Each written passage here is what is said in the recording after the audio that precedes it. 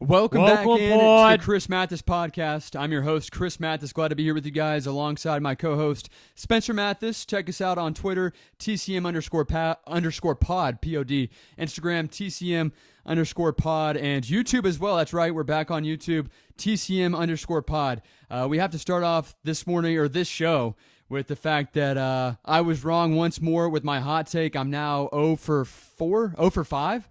Yeah. 0 for 5 of my hot takes. I picked the Dallas Cowboys to lose to the Atlanta Falcons at home over the weekend. Dallas, they won 43-3, an absolute dominant performance for Dak Prescott and the boys. Dak Prescott, 296 yards passing, 2 touchdown passes. Ezekiel Elliott, Pollard had an average game, but they were both effective, and Elliott had 2 touchdowns. Just all in all, an absolute dominant performance for the Dallas Cowboys. So I now swing 0 for 5 on my hot take predictions, and I'm going to wear this one on my sleeve, of course, and I own up to it, and I know if a couple of you guys reached out to me, texted me over the weekend, please never include Atlanta in one of your hot takes again. With the Falcons' luck and your picks, the result is a disaster of biblical disappointment. Yeah, you're a sellout and a stooge for picking the Falcons in this last week, but I was actually wrong for once in my life. I picked the Raiders to defeat the Kansas City Chiefs in the Death Star, and the Raiders lost 41-14. Derek Carr threw an interception to the worst safety in the NFL, Daniel Sorensen, and just an overall awful performance for the Raiders. I mean, Patrick Mahomes finally had a big game for his first big game of the season, really. I think he threw 5 touchdown passes, threw a prayer up to Williams, and it was completed in the end zone for a touchdown, and they won 41-14, and that was my first wrong hot take so far, besides if you want to go back to the Urban Meyer, who I'm now a big fan of, that hot take as well. Yeah, there you go. Simple as that. Spencer now misses his first hot take, and last week you got a little bit confident last week on the podcast, saying that you're undefeated. Always go with your word, and yeah, I mean looking at track record for sure. I was talking about adding and dropping players, and I'm still correct. Oh, that's right. Now, obviously, you mentioned a couple of those hot take failures that we had this week. Am I wrong? Of course I was. Spencer was wrong for once, but that's okay. We're going to talk about Big 3. And we're talking about Big 3 matchups from across the National Football League over the weekend. First and foremost, our Tampa Bay Buccaneers lost on the road against Washington, 29-19 the final score. Just an absolute terrible performance all the way around for Tampa. They looked flat. Of course, they came out. Tom Brady had a couple of interceptions. One was off his receiver as he was falling down to the ground. But all in all, just a pitiful performance for our Buccaneers, and we're owing up to that. And last year, we squeaked one by in the wild card against the Washington football team. Devin White was out. We talked about that on the podcast last week.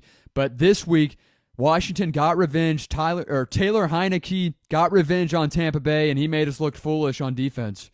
Yeah, the entire Tampa Bay Buccaneers football team was completely unprepared, and it's disappointing to see coming out of a bye week. You're coming out of the bye week with worse health and with worse talent on the field, and we lost by 10 to a awful Washington football team. I mean, Taylor Heineke had a big game against the Buccaneers defense. They led almost a 12-minute drive to win the game, 19 plays, the longest drive of the season and the longest drive against the Buccaneers in NFL history. Then Tom Brady, his main target in this game was Leonard Fournette, 9 checkdowns to him. I mean, it was obvious that we didn't really have a game plan going into the game, and it really did hurt us, and we lost by 10 to a bad team. But we're going to come back on Monday Night Football and play a close one against the Giants like we always do, and we'll see how that one goes. Yeah, every time Tampa Bay matches up with the New York Giants, it's always a close football game. Hopefully that's not the case this Monday night on national TV, because everyone's going to be digging in on Tom Brady and the Bucs if Tampa Bay fails to win this. Heineke diced up the Bucs secondary, 256 yards passing, a touchdown. He was sacked 5 times. And I thought that would help the Bucs defense, but that secondary played so bad.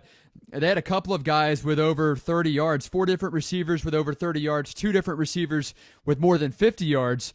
And also defensively, Chase Young, supposed to be an absolute monster on the football field. Last year had a good rookie season. This year, not a great season. He got hurt early in that football game. I thought that Tampa Bay could use that to their advantage and spark a comeback, but by no means was there any comeback. Tom Brady looked flat, and he talked about the check down. Leonard Fournette was the number 1 target. He had 8 catches in that game, 45 yards, which was good in terms of Leonard Fournette couldn't catch all of last year, week 1 of this year. Now he's starting to be a really reliable target for Tom Brady.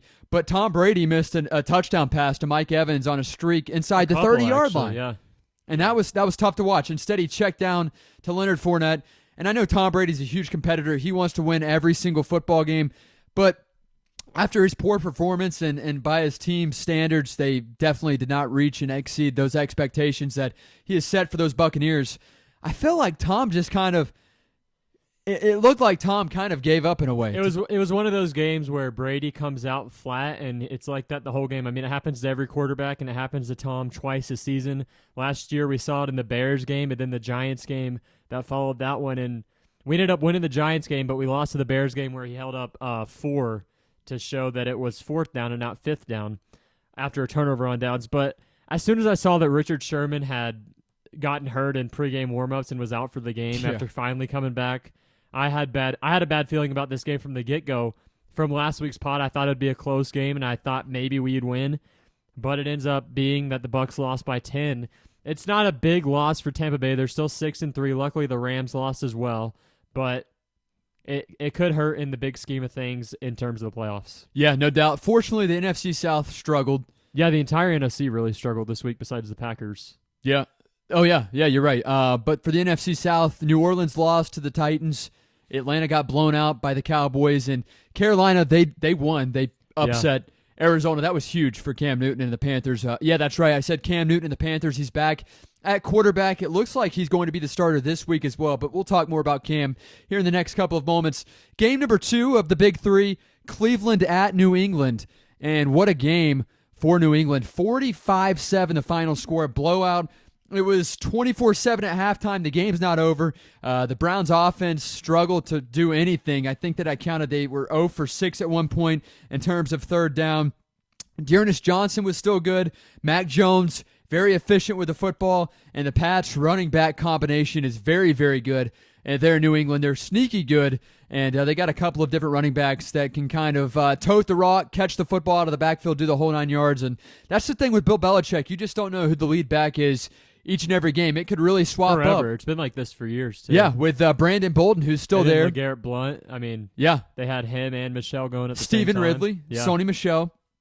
But Baker Mayfield didn't have a great game. New England was red hot on third down. At one point, they were 6 for 6 on third down. A very well-balanced offense for the Patriots. At one point, I believe, midway in that third quarter, 148 yards rushing, 148 yards passing. And that just shows you the play calling there with the New England Patriots. And they dominated 45-7 over the Browns. That was a game that I was shocked by. I did not think that either team would win that big. But I had the Browns winning that football game. And clearly I was wrong once again. Yeah, I mean, Baker Mayfield had one of his best games of his career last week in the first game without OBJ. Then this game he came out there, went 11 for 21, 73 yards, a touchdown, an interception, and a 56.3 QBR. I mean, an awful week following up one of his best weeks of his career against the Patriots. And then you have Mac Jones, who had a great game, consistent as always, in their running game. Kind of helped them, carried them per usual, and Mac Jones not making any mistakes really does help your team. And that's really what you want out of a rookie quarterback, because these other rookie quarterbacks are throwing a lot of interceptions, and Mac Jones is out here just throwing touchdowns and completions. But the Patriots ended up winning 45-7.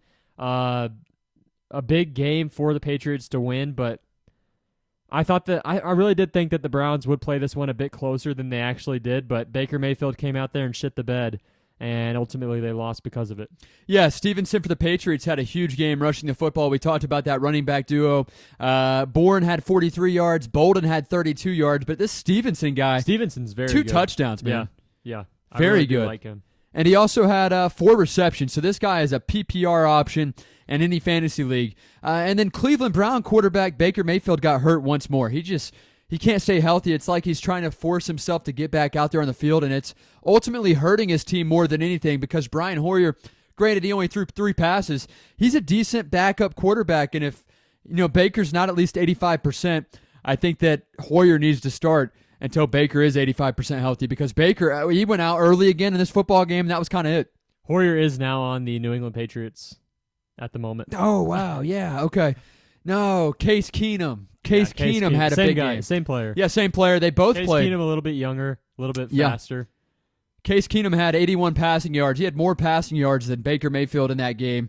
Sorry about that confusion there. Looking at the Patriots stats while talking about the Cleveland Browns, that's not going to work out. So that's our second game.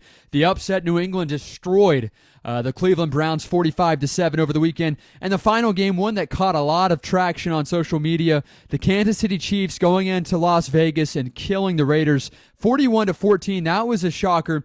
I was not expecting that. I don't know if anybody was, especially with the way that the Kansas City offense had been playing. Their defense, arguably the worst defense overall in the National Football League at times. Sorensen's the starting safety there for Kansas City. And Sorensen had an interception there for the Kansas City Chiefs. All in all, an absolute massacre in Vegas as the Chiefs improved to 6-4 on the year. The Raiders followed a 5-4, 41-14 the final score. Pat Mahomes, 2 weeks ago, not even the week before last, was getting criticized on social media, not being a great quarterback. We talked about it here on the Chris Mathis podcast.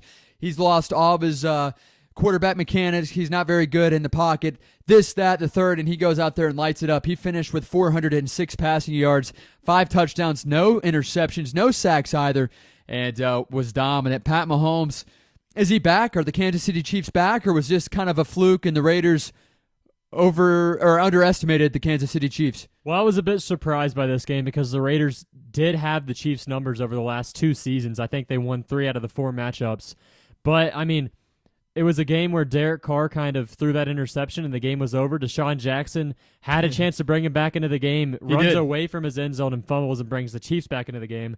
We'll see if the Chiefs are actually a good team next week when they play the Cowboys, a better team than the Raiders are. I mean, Derek Carr's MVP race, chances of winning the MVP is kind of just falling down the hill right now at rapid rates ever since the loss of Henry Ruggs. And that offense is just not playing as good as they were before he ultimately got put in prison. But, I mean, the Raiders are a decent squad, but Derek Carr is going to have to step it up if they want to do something. But going back to what you said, I think the Chiefs are going to make the playoffs. We'll see if they're a good team next week against the... Is it, let's see, Kansas City Chiefs? Dallas. Against Dallas Cowboys. Cowboys coming off a huge win after getting destroyed the week prior. So, the NFL is really, really confusing this year. I don't know if there's one team that's just, levels above. Yeah, I feel like, I don't know. I feel like that's kind of taken out of proportion because this happens every single season. I mean, the Bucs were what? 7-5 at the bye week? Yep. And then ended up winning the last 4 games. So, I really don't think there's ever a team that really runs away with it besides the Patriots in 2007, and we see what happened in the Super Bowl where Eli Manning, or Tom Brady's father, defeated him for the first time out of his first appearance in the Super Bowl against Brady, and then eventually would defeat him again. But a 17-0 season for nothing. And also, going back to that Raiders game, they didn't have any rushing attack. Derek Carr led the team in rushing yards. I know they were coming from down behind the whole game practically against the Chiefs, but at the same time, you've got Josh Jacobs, who should be a really good running back. He averaged 2.3 yards per carry on 7 carries. So not a great performance there whatsoever for Josh Jacobs, the Raider offense, the whole 9 yards. Now transitioning to our Rookie of the Week, I think there were some viable options for Rookie of the Week, a couple of selections, but ultimately I have to stick with the guy that you recently selected, and that's Devonta Smith, the rookie wide receiver for the Eagles. He had a big game. I believe he had 2 touchdowns there for the Eagles on, 7 catches? And he had 66 yards on 4 catches, 2 touchdowns. Huge fantasy week there for Devonta Smith. Also, he graded out as the best receiver in the National Football League for this week. So, huge game there for my Rookie of the Week. Devonta Smith, rookie for the Philadelphia Eagles. Jalen Hurts and the Eagles, they look solid. They beat the Denver Broncos. That's one pick that I had last week and got correct. Yeah, so my Rookie of the Week for this week is Mac Jones. He went 19 of 23, 198 yards, and an absolute beatdown against the Cleveland Browns. He threw for 3 touchdowns, had a 142.1 QBR. Just a big game for Mac Jones, continuing his Rookie of the Year season, because we really haven't seen very much from Jamar Chase recently. And I think Mac Jones right now is the front runner for Rookie of the Year, and I think that'll continue as long as the Patriots keep playing the Bill Belichick way. Yeah, and feeding off of what you just said, Joe Burrow has struggled. He went from riding sky high to Now he's throwing some interceptions. He's getting hit a lot more often than he did for about a 3 or 4 week span. Jamar Chase looked great. And he's also, speaking about Jamar Chase, they also have a pretty solid receiving core. Tyler Boyd, Higgins also, and then they've got a good tight end as well, Uzama. So they got some options there. And, of course, Jamar Chase not getting the rock as much as he'd like to, and his production level is showing that each and every week as the season's gone on. But Joe Burrow starting to worry me a little bit. He takes a lot of hits. He gets hit down low a lot.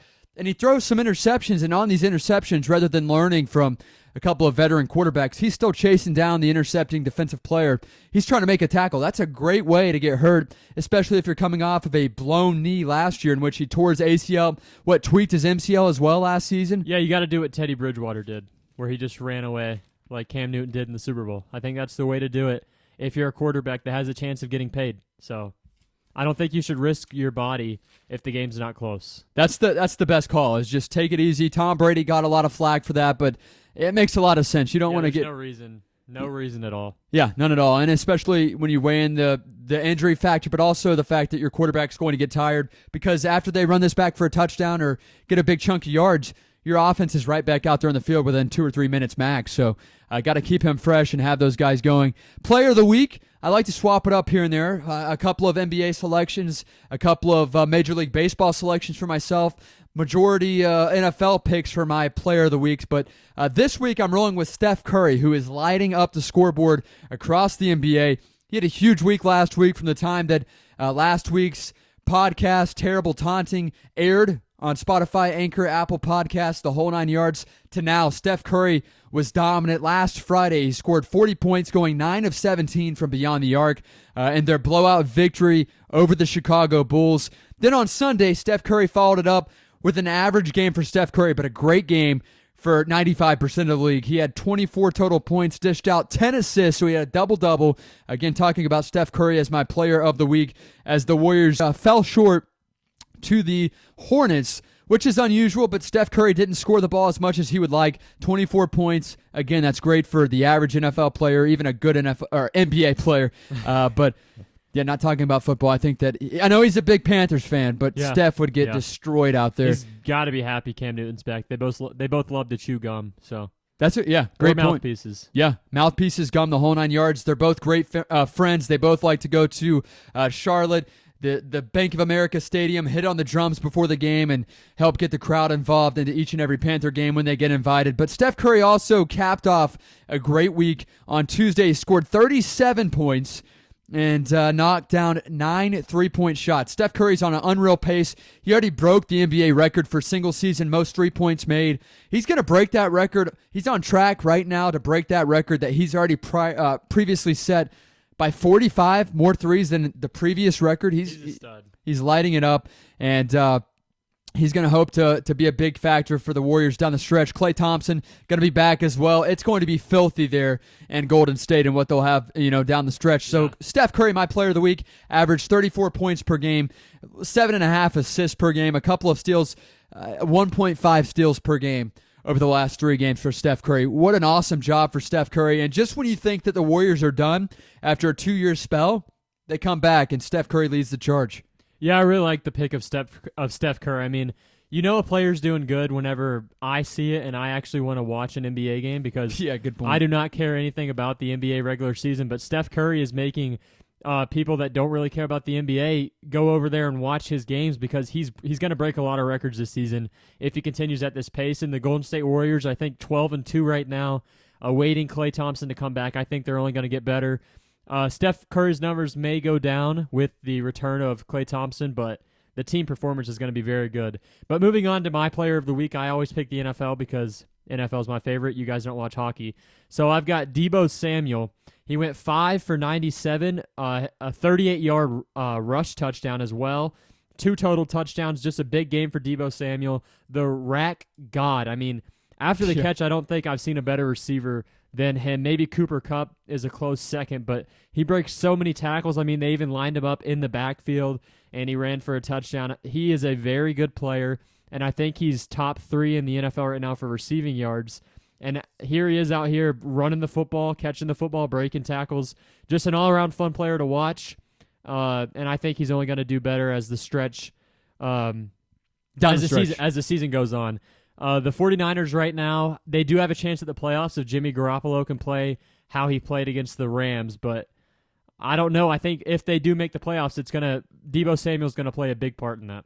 Yeah, Deebo Samuel also got recognized by the National Football League, which is big for a receiver from San Francisco who just pulled off a huge upset against the Rams. But Deebo Samuel named the NFC Offensive Player of the Week, and even better, named Savage Spence's Player of the Week as well. Yeah, so that's big. That's big time, and all of the celebration will go around there. Deebo Samuel having a fantastic year, and I think that Cole dropped him in our fantasy league and was upset. No. In a different fantasy league, someone that he knows dropped him, and Cole picked him up. Wow, what a stupid decision. That's Drip and Ice right there. That's their leader.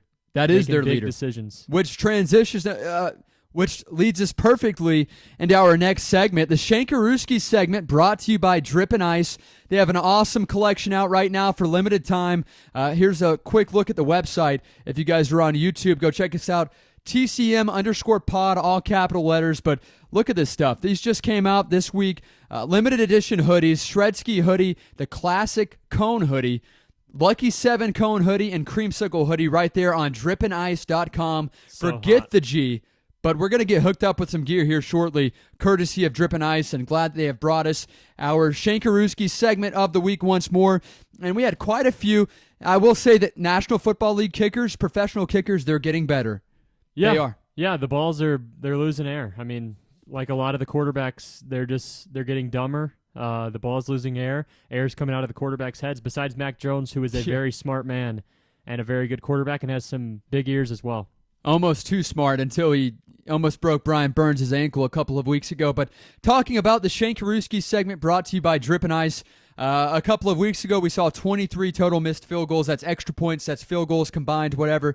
This week we only saw a total of 10 missed field goals. 6 of those were actual field goals, 4 of those were extra points. So, like you said, kickers are starting to get better. The football not as I guess you could say, tainted with, toyed with, whatever you want to say there. But without a question, our Shank of the Week goes to Lions kicker Ryan Santoso, who shanked the game in that Detroit-Pittsburgh game in overtime. Yeah. One of the worst kicks I've seen. Oh, yeah. And the broadcasters on the national television, they thought that the ball was tipped off the line of scrimmage. No, just an absolutely pitiful kick from Ryan Santoso. But with that, he gets some credit here on the Chris Mathis podcast, the Shank of the Week, and what a kick there. I mean, that was one that I'll never forget. And I know last week I spoke about, Detroit, they're going to beat Pittsburgh, and Pittsburgh, they didn't lose. So technically, I'm right in the middle. Got it wrong, got it right, whatever. I'm not wrong. But they didn't lose, but that field goal would have won the game in overtime. And what an awful kick. Again, check out dripandice.com. Limited edition hoodies right now. 4 different options. Awesome colors, the whole 9 yards. Limited in stock. Now we'll talk about... But going back to the Drip and Ice thing, I actually got to try on one of those hoodies recently, and it really did boost my confidence it probably multiplied it by 3, I think. So the hoodies aren't just there for appeal. They're there for confidence boost as well. It's insane. They're the best hoodies out there.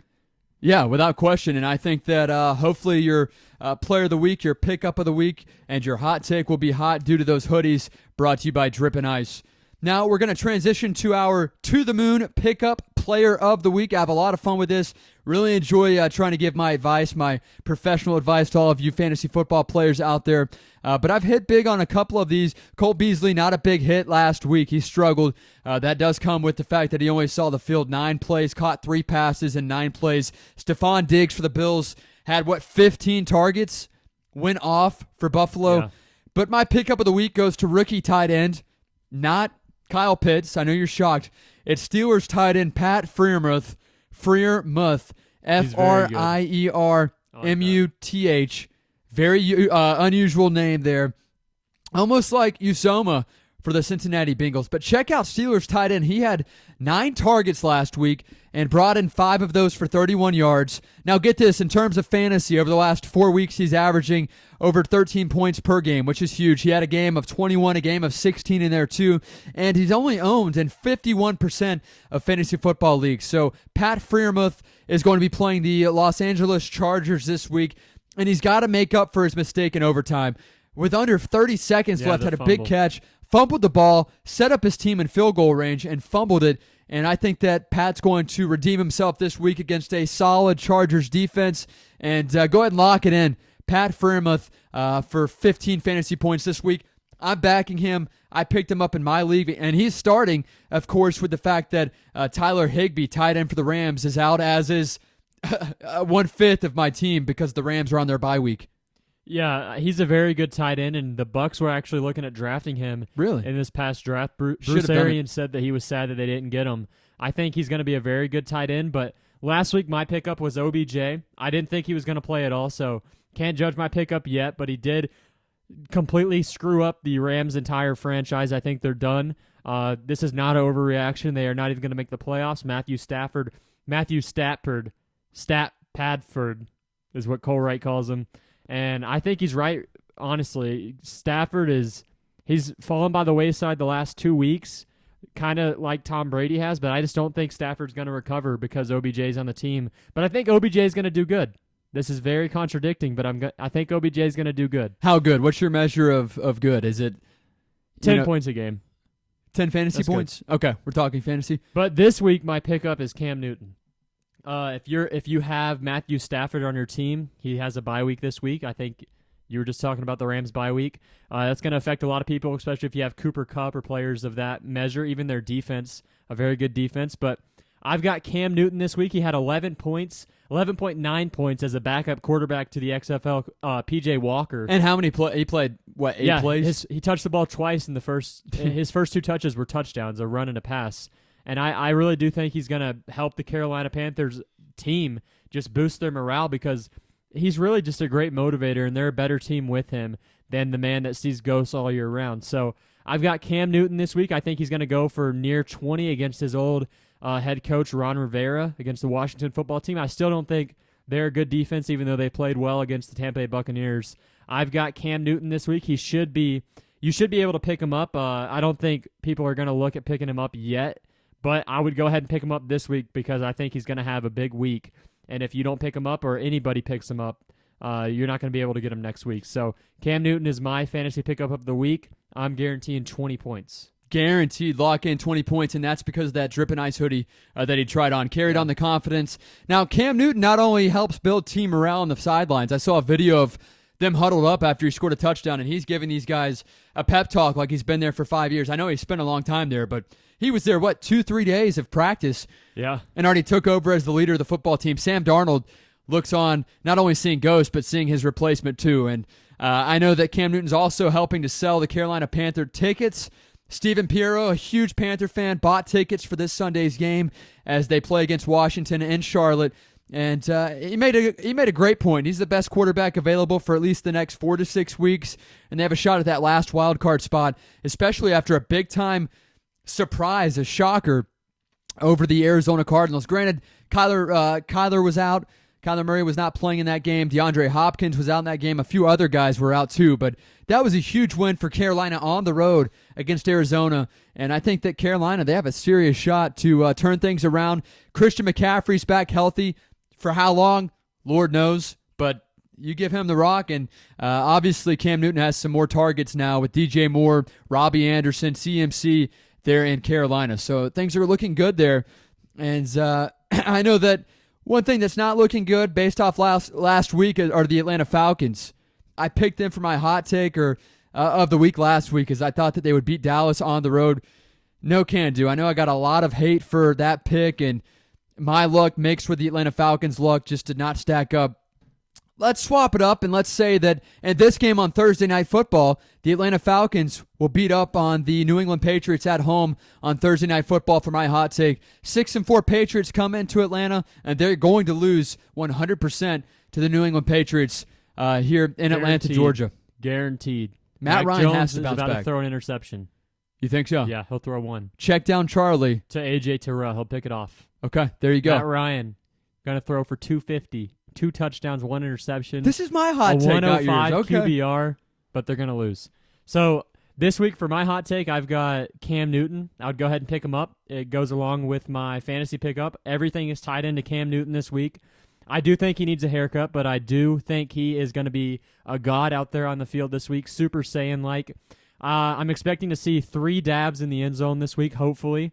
And 3 this dabs, time he won't be saying 3 I'm on back. Oh, okay. Yeah, this No, I'm time back. he's not going to be saying I'm back. And I'm talking about this kind of dab, not the other kind of dab. So Cam Newton is going to have a big game this week against his old coach in the Washington football team. I'm gonna say over 250 passing yards, 40 rush yards, and a touchdown rushing and a touchdown passing.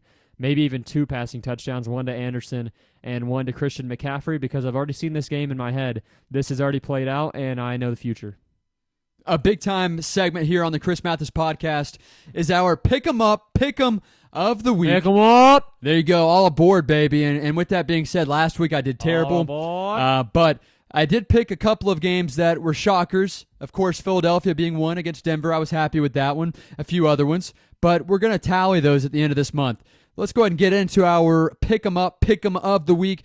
You have it. Lightning round. Atlanta Falcons beat up on the New England Patriots on Thursday Night Football. The Patriots are a 7-point favorite. What do you got, Spence, and why? I've got the New England Patriots winning in this game. Mac Jones throws 1 interception, but the Patriots ultimately win in a big matchup in Atlanta on Thursday Night Football. It's not Thanksgiving week yet, so I don't think Atlanta's going to be ready to play this game. They still don't have Calvin Ridley due to mental health problems, and Mac Jones is a guy that gives your team a lot of headaches, and some other mental health problems could occur to the other Falcons players if Mac Jones has a big game like I predict him to have, even though he's going to throw an interception to A.J. Terrell.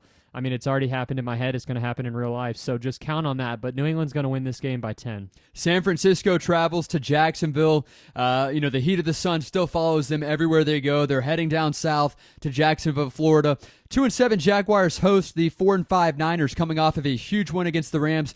Jaguars competed last week. They didn't win, but they were there in this football game. I got the Jaguars beating the 49ers in Jacksonville for their third game. Now, I know that the Jaguars are a 6-point underdog, but I think the Jaguars are playing decent football right now. 49ers are riding too high. Jimmy G can't handle it in the pocket. I think Jimmy G chokes a little bit, and the Jaguars pick up their third win of the season. Well, the sunshine always follows the horse, and the horse is Trevor Lawrence's face, and I don't have the Jaguars winning this game. Jimmy Garoppolo going to have another good game, and the 49ers are going to win 2 in a row and give themselves really good opportunity to make it in the playoffs. I just don't think Trevor Lawrence is there yet. I think he'll be there eventually. He'll be a good quarterback. But as of right now, he makes too many mistakes. He's not good in the pocket because they have an awful O-line. Their head coach is a god, so the game plan is going to be great, of course. But the 49ers are going to ultimately win this game against the Jacksonville Jaguars. Washington football team heads to Charlotte. They're coming off a huge win. Charlotte's coming off a huge win as well. Washington football team is, of course, the underdog in this one by 3.5 points. I'm going to say that Carolina smokes Washington in this football game. You mentioned it a few moments ago. Carolina wins, and I think there's no doubt about it that the Panthers will pick up a huge win at home in front of the home team crowd, and Cam Newton plays lights out. Maybe 1 turnover, but I think he goes for 3 or 4 touchdowns easy in this game. We'll move along now to the Minnesota Vikings hosting the Green Bay Packers. Huge NFC North rivalry. Packers 8-2 on the year. Surprising to see that, but they're solid, and they will play on the road against the 4-5 Minnesota Vikings. Both teams in the top 2 in their division. First place Packers take on the second place Vikings. Packers are favored by 2.5 points. I think the Packers go in and smoke Viking Pack here this week. Yeah, the battle of the needle-phobic quarterbacks, both unvaccinated, doesn't matter. I've got the Packers in this game as well against the Vikings. Kirk Cousins is having a pretty decent season. He's rivaling Carson Wentz right now in the same. They have normal, very average stats, but a little bit above average, I would say, because their turnovers are down. But I've got the Packers in this game by over a touchdown.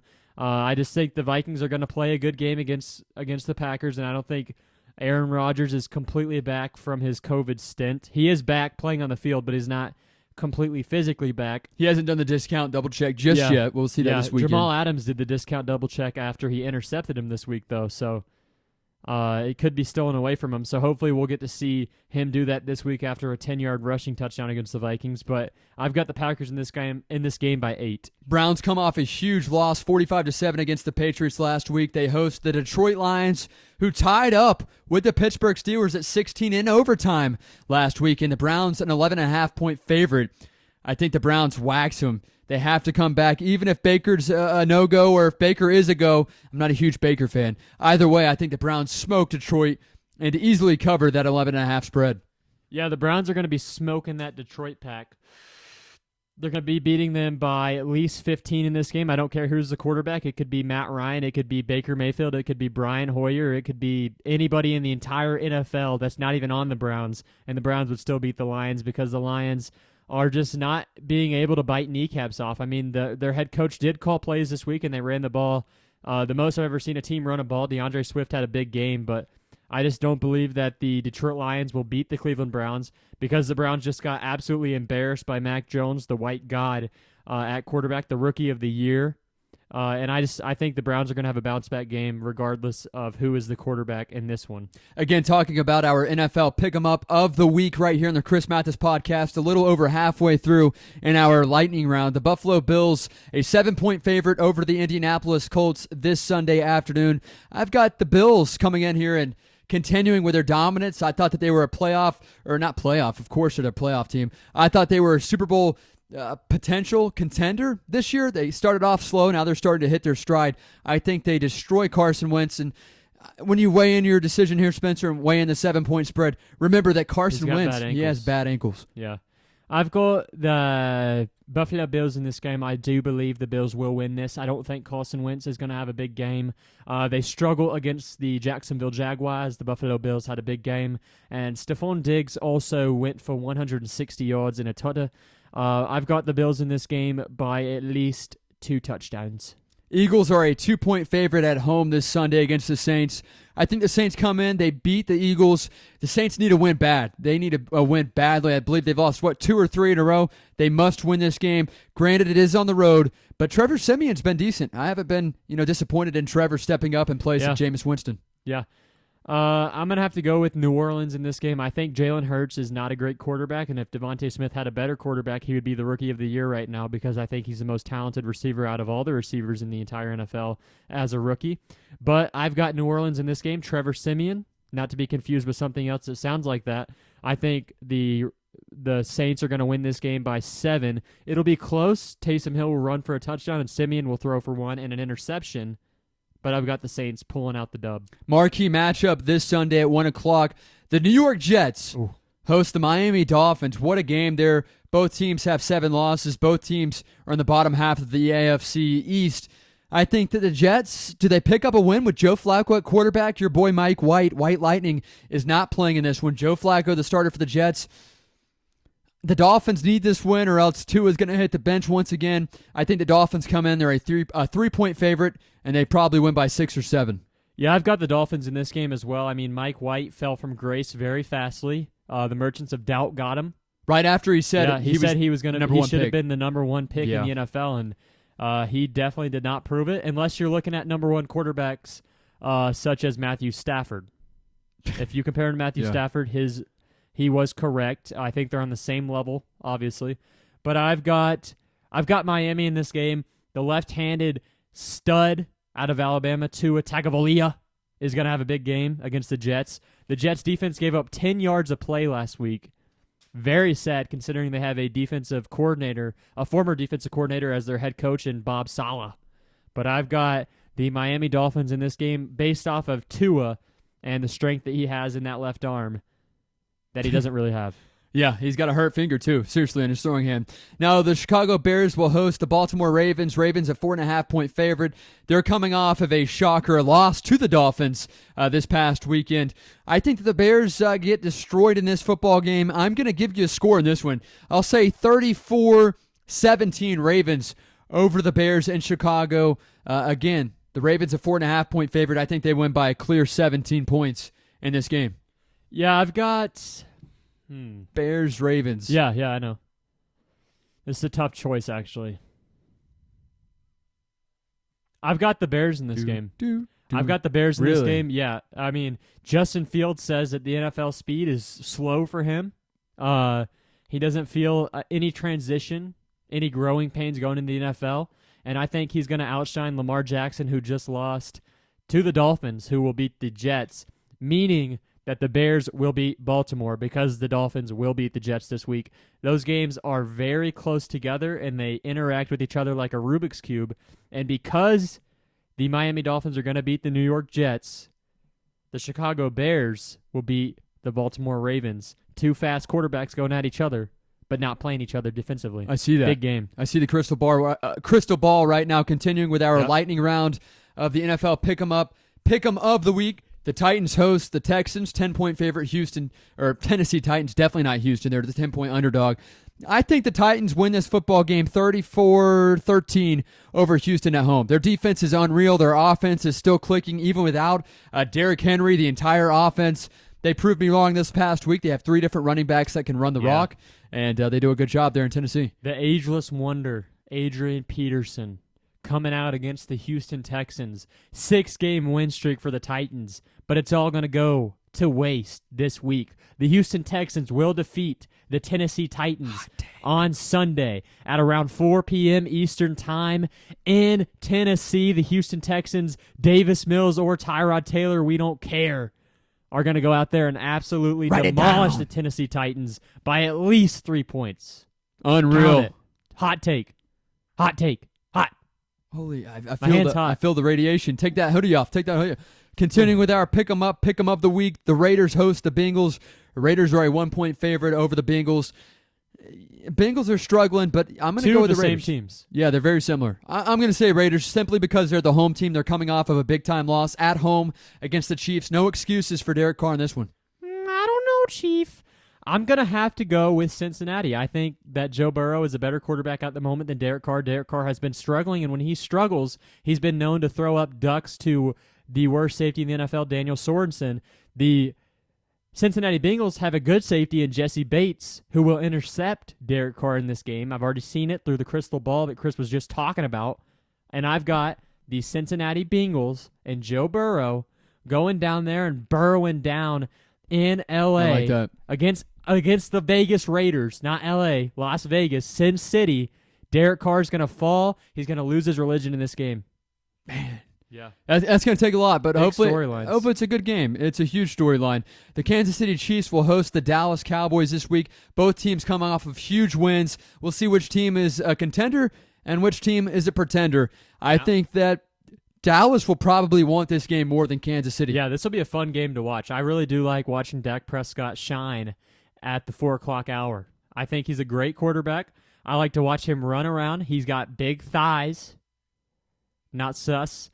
He can run over people in the end zone for touchdowns, and I've got him running for a touchdown in this game against the Chiefs' weak defense. He's actually going to truck Daniel Sorensen for a touchdown. Let me take a timeout here. Chiefs a 2.5-point favorite. What's the score? I've got Dallas 34-27. I like 34. I'll say 34-20, 34-30. 34-30 the final score. Seattle will host Arizona. These games are always great. You guys remember that DeAndre Hopkins catch in the end zone a few years back? That was unreal. Seattle, a 2.5-point underdog at home against Arizona. Arizona, I think, is still without Kyler this week. And if Kyler plays, I've got Arizona. If Kyler is out, I've got Russell. He's saying he might be back this week, actually. I just saw a report about that about 2 hours ago. He said his ankle's recovering, everything's recovering. God. So I've got the battle of the hurt quarterbacks. Russell Wilson had an awful game against the Packers defense last week, but I've got Seattle ultimately winning in this game. I think Arizona, their feelings are hurt after being smacked by Cam Newton last week, and I think that's just going to continue for the next 2 weeks. They're going to go on a 3-game losing streak, then they'll come back and win the rest of the games for the season. Count on that. So I've got the Seattle Seahawks defeating the Arizona Cardinals, 2 of the smallest quarterbacks in the NFL, but they both can run. Both tried to play baseball. Yep, and I've got Seattle in this game just because Russell Wilson played on the New York Yankees spring team once in Tampa. Yeah, anytime you're in Tampa, you definitely... Tampa connections. If you're related to listening. Tampa, you win. The final game that we'll talk about, the Chargers will host the Steelers. Chargers, a 5.5-point favorite. In this football game, 5.5 is pretty high. I thought Mason Rudolph did a decent job. Najee Harris had a good game. Fumbles, some stupid penalties really hurts the Steelers the other night in overtime against the Detroit Lions. But the Chargers are the home team. They need to win. Justin Herbert has to get back clicking. Spencer's not a big fan of Herbert's mechanics, but I think Herbert proves him wrong. Mike Williams with 2 touchdowns in this one. I think the final score, we'll say a high-scoring game, 41-28, Chargers over Steelers. Everyone knows that I am the greatest judge of any quarterbacks in the NFL. I mean, I predicted You're like Jameis Ron Winston to Jaworski. be the best quarterback in the NFL by 2020. So did Chris, and we were both wrong. So you already know that my quarterback judging is correct, and I think Herbert's having a bad season, but he's going to go out there and win against Pittsburgh this week. I don't care if it's Ben Roethlisberger, who hasn't been watching enough film. Mason Rudolph. Actually, you know what? I'm changing it. What do you The got? Pittsburgh Steelers are going to defeat the Chargers. Big Ben had an off week due to COVID. He got to watch all the film he wanted to. His family was away because he had COVID. That's right. So he had the house to himself, got to put on whatever he wanted to on the TV. Wink, wink, hint, hint. And his arm's going to be stronger. He's going to throw a 40-yard touchdown in this game. And the Pittsburgh Steelers are going to defeat Justin Herbert with his slow mechanics, who throws like this. If you guys can't see that, go check out our YouTube channel. Yeah, go watch it, baby. TMC_pod right now on YouTube. We've got this video up, and that's going to close out the 6th episode of the Chris Mathis podcast. Check out our Twitter, TCM_pod. Check out Instagram, TCM_pod. Also share this link with any and everybody that loves sports, because we love sports and we love you if you're tuned in right now to the Chris Mathis podcast. As always, thank you guys. We'll see you next week. Some hot takes for you guys to sit on, including this Falcons victory on Thursday Night Football here against the New England Patriots in Atlanta. As always, take care and please share. Love you, listeners. Thank you.